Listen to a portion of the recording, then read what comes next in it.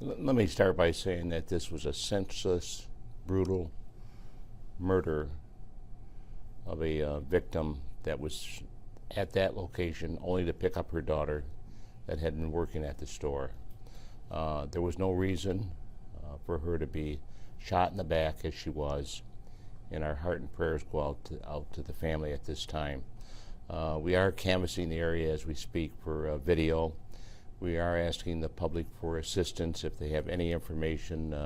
We're working with Crime Stoppers, and we'll be offering a reward as far as the person or persons responsible. But it appears that she was sitting waiting for her daughter, as I indicated, and that the suspect, the left rear window was open, just put a weapon in, a gun, shot her once in the back.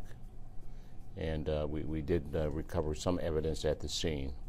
So again, it's something that we haven't experienced in a number of years. This is the first type of homicide that we've had in Warren where it wasn't person or persons related or acquainted. In 2018 and 19, all of the homicides we experienced were between people related or acquainted, and arrests were made in those cases. Commissioner, can you tell us how much more difficult it makes the investigation when you don't have that relationship to start with? Well, it truly is obviously much more difficult, this investigation, compared to the homicides that we experienced in 2018 and 2019. But our team of detectives, evidence techs, are working diligently, and I'm very confident that we're going to be able to identify the suspect in this homicide in the very near future, hopefully within the next 24 hours. But we are asking the public for any help they can help us with as far as identifying the person responsible, and there will be a reward forthcoming. My understanding, Sarah, was that the suspect may have started in the northern end of the shopping center, and after the incident still walked on foot behind Kroger all the way down south to Home Depot? That is some information that we received from video that we recovered from one of the stores, yes.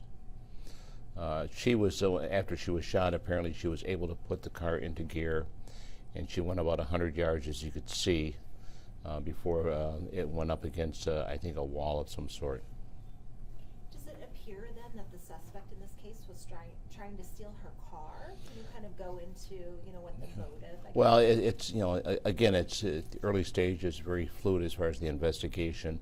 It appears at this time that it was a attempt carjacking robbery.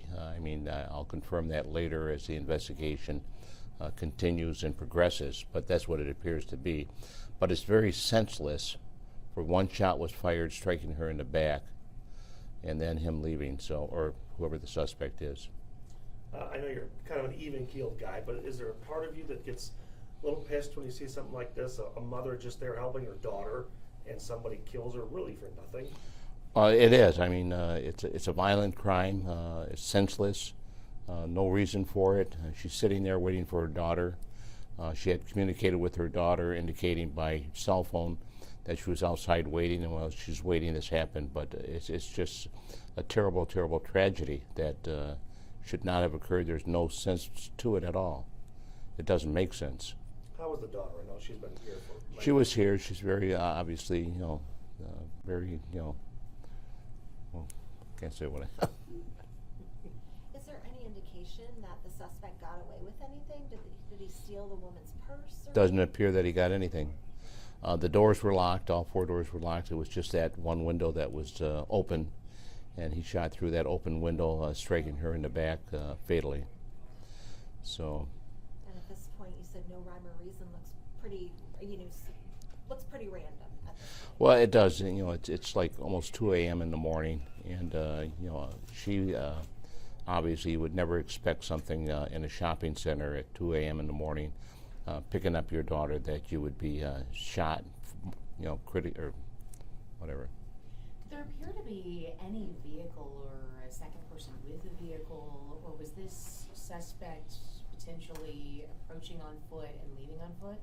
We believe at this time that he did approach on foot, and that's why we're looking at the video.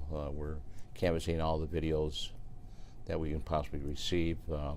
There's a good possibility that he did live in the area or the suspect lived in the area.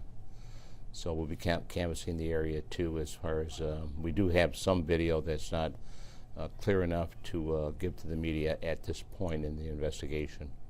Anything notable, the video that you do have, in the movement of the person? Is like the person, I don't know, like stumbling or walking in a way that makes it look like they might be obviously under the influence of something, or do they seem to be kind of walking or running in a pretty straight line? Or Straight line, it appears to be a black male, light skin, wearing dark clothes.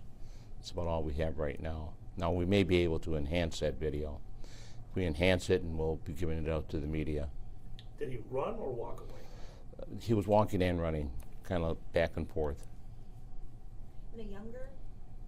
Couldn't tell at this time.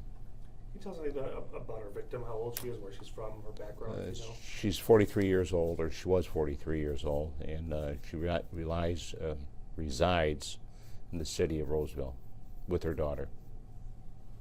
Husband, do you know? Husband resides also at the same home. Any other children that you know of? No.